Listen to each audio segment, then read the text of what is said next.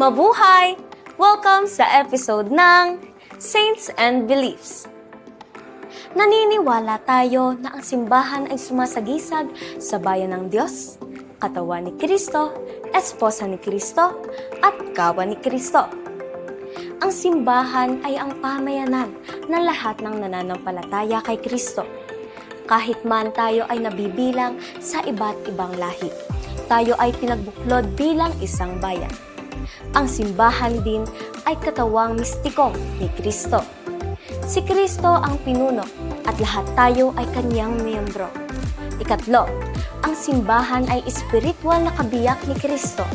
Sinasabi sa banal na kasulatan, magalak at magsaya tayo at magpuri tayo sa Kanya, sapagkat sumapit na ang kasal ng kordero at naghanda ang kanyang esposa. Ikaapat, ang simbahan ay parang isang kawan at si Jesus ang pastol. Sinabi ni Jesus, "Ako ang mabuting pastol."